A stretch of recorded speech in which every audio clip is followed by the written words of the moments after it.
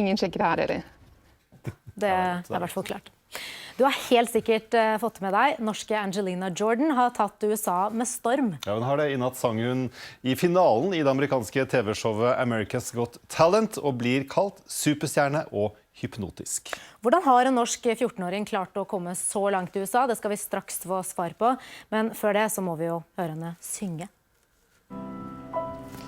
Oh, I finally decided my future lies beyond the yellow brick.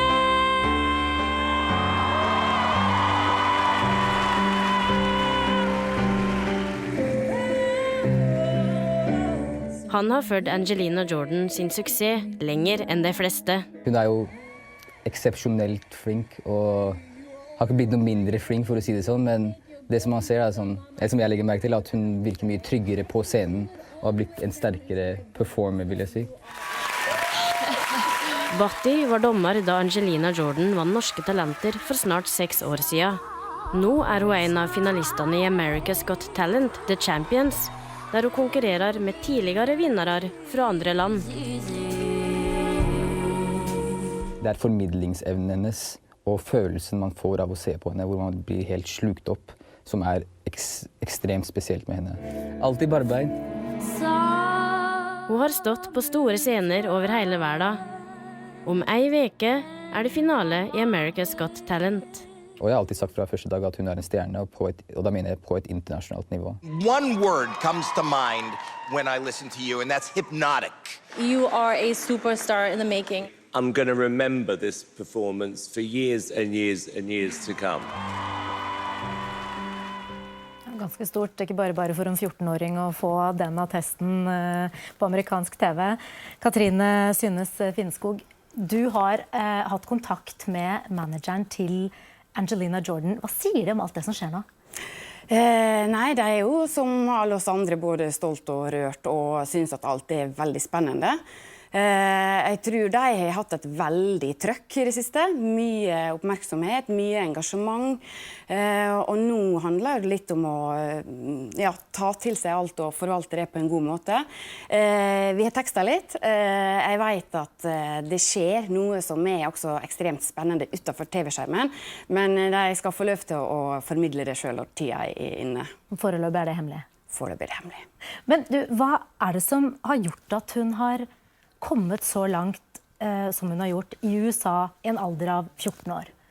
Hun jo utvilsomt et musikalsk talent. Vi ble jo kjent med henne for noen år siden gjennom Norske Talenter. Hun 8 år gammel. Ja, og da var jo det et fenomen.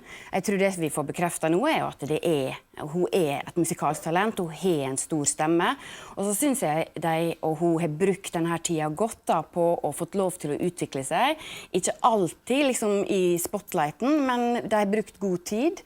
De sier jo selv at det var musikken som kom til Angelina, og hun vil det her veldig sterkt. Det opplever du, og det ser du på henne.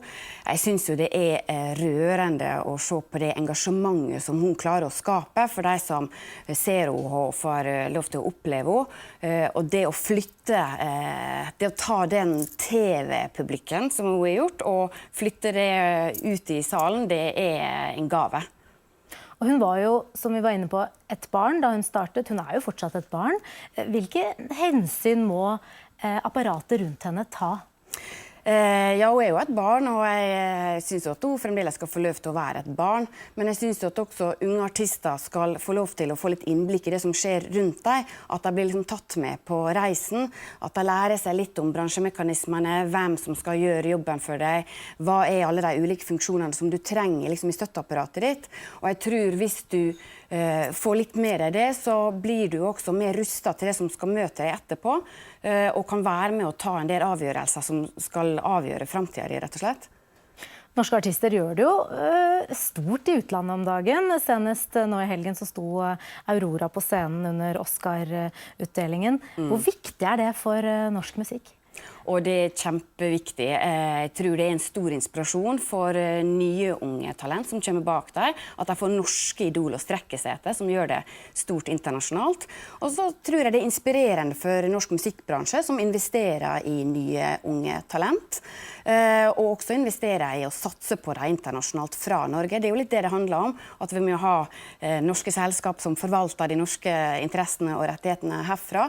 Og så er jo det kjekt for oss som sitter i en eksportorganisasjon og merker den store interessen som kommer fra utlandet. De lurer jo litt på hva vi har i vannet her oppe, som spytter ut produsenter og låtskrivere, og Sigrid og Alan Walker og Kygo, og nå også Angelina Jordan. Så vi merker jo det trøkket hele tiden, og det er det jo veldig, veldig kjekt å få levere på.